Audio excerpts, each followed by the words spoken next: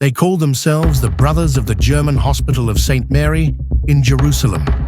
Cloaked in white, marked by a black cross, they ride for Christ and empire. This is the Teutonic Order, a military brotherhood forged in the heat of the Crusades, born beneath the walls of Acre.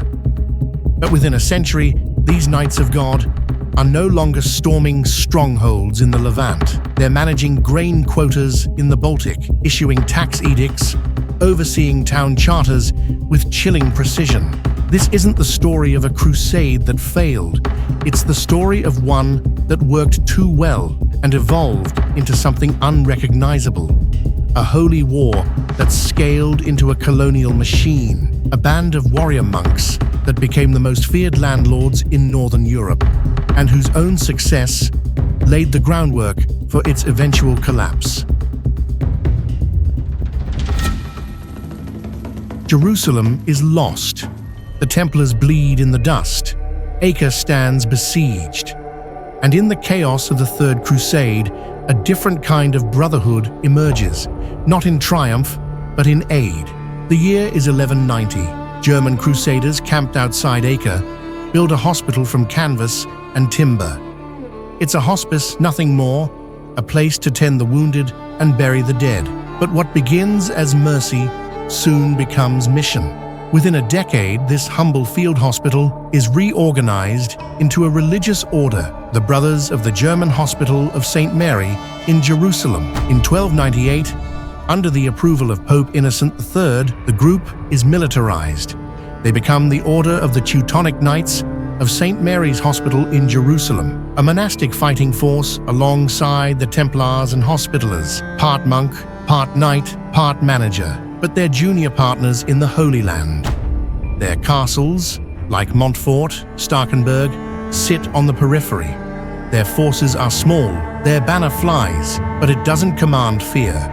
And time is running out. By the early 13th century, Muslim forces under Saladin are reclaiming territory. The Latin kingdoms fracture. The Crusader presence weakens. The Teutonic Knights, facing diminishing returns in the Levant, need a new frontier. They find it not in the Holy Land, but in pagan Europe. In 1226, a Polish duke named Conrad of Masovia sends a desperate invitation. Pagans to his north, the fiercely independent Old Prussians, threaten his borders. Conrad offers land to the Teutonic Order in exchange for military help. But the knights aren't interested in being mercenaries. Instead of signing with Conrad, they go to Emperor Frederick II and negotiate the Golden Bull of Rimini. It's a masterstroke.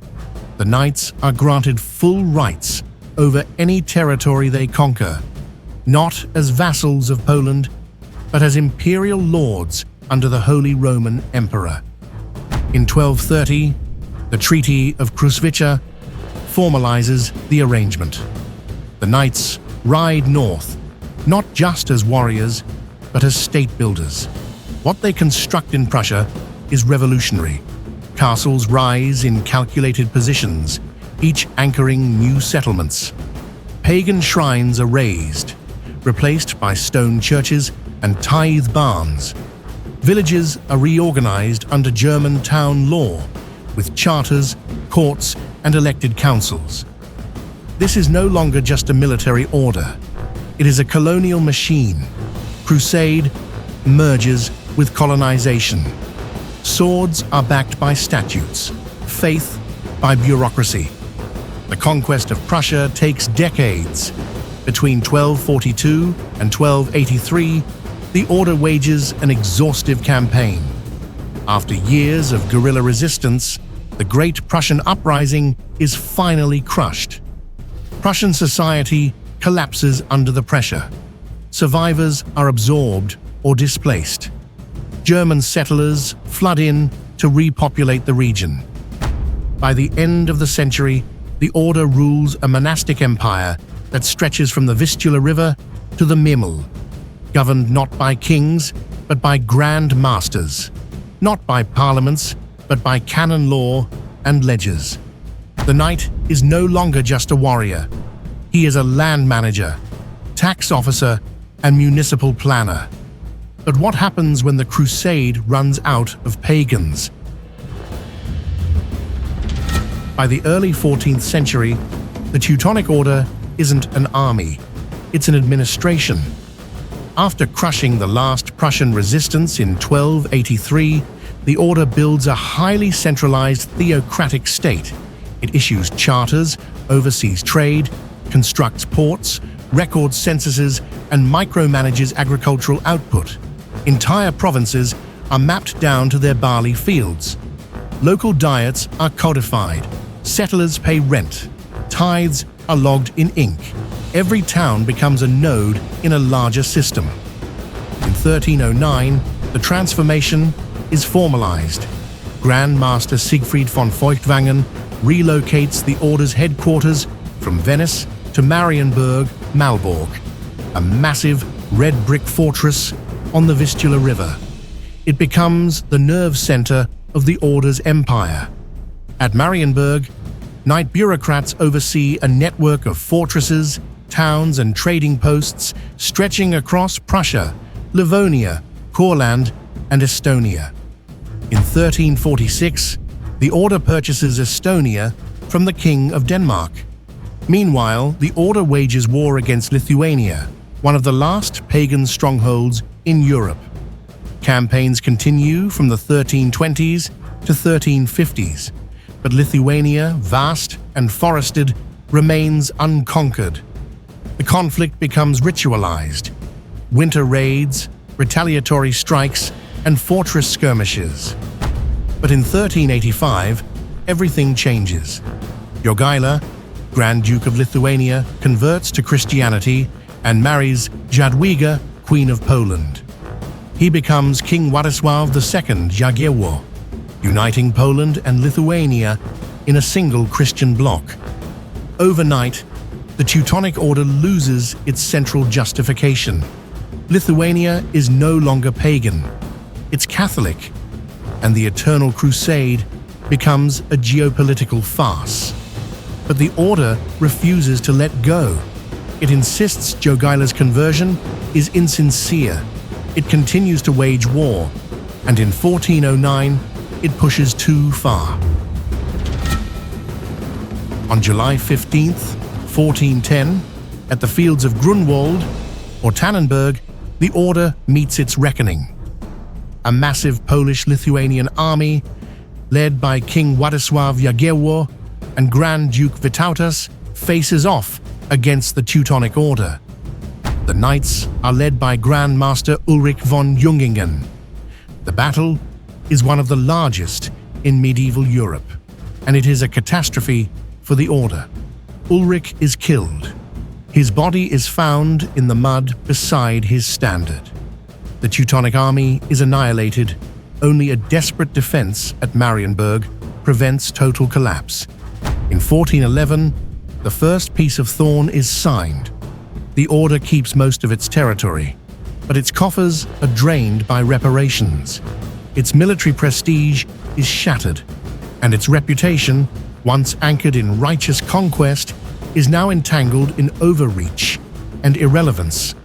The crusade is over, but the bureaucracy continues. And now, the system begins to eat itself. The Order wins peace, but not solvency. Forced to pay massive reparations after Grunwald, it raises taxes. Towns face new levies. Nobles lose privileges. Austerity sets in. The same administrative system that once enabled the crusade now becomes an engine of oppression. But resistance doesn't come from pagans. It comes from within. Through the 1420s and 1430s, unrest grows in cities like Danzig, Elbing, and Thorn. These are not revolts of peasants. They are legal protests. Burghers and nobles resent taxation without representation. The Order's rule is absolute. There is no diet, no negotiation, only decree. In 1440, these cities and nobles form the Prussian Confederation, a reformist pact. They don't seek independence. They want rights, tax caps, judicial autonomy, political representation. The order refuses. By 1453, the Confederation goes over the Grand Master's head and appeals directly to King Casimir IV of Poland. They ask to be incorporated into the Kingdom of Poland. To the order, it is treason. To the Confederation, it is liberation. In 1454, the 13 Years' War begins. The war is brutal. Early victories at Chojnice give the order hope, but it is short-lived. The knights rely on mercenaries, and mercenaries demand coin. As the war drags on, funds dry up. Mercenary armies mutiny. Garrison cities defect. Trade collapses. Danzig blocks the order's ports. Towns rebel. The once unshakable chain of command breaks link by link. By 1466, the order sues for peace. Under the Second Peace of Thorn, it cedes West Prussia, including Danzig, to Poland. Only East Prussia remains. Most crushingly, the Grand Master must now swear fealty to the Polish crown. The Teutonic state becomes a vassal. The knight monks who once conquered in God's name now manage land on a king's behalf. Their banners still fly, their castles still rise, but they are administrators, not sovereigns, and though they survive, they're already obsolete. The Teutonic Order limps into the 16th century. Its institutions remain, but its purpose is gone. By the early 1500s, it is a state in name only. No crusade to fight, no land to gain. Recruitment falters, morale collapses. The bureaucracy continues out of habit, not necessity. In 1511, Albert of Brandenburg-Ansbach becomes Grand Master. A young noble of the Hohenzollern dynasty, he sees the truth. The order is intact, but inert. In 1517, Martin Luther nails his 95 Theses to a church door in Wittenberg. The Protestant Reformation begins. A new world dawns. Albert meets Luther in 1523. The reformer gives him a simple proposition: abandon the vows. Convert, secularize the order. Keep the land as a duke, not a monk. In 1525, Albert does just that.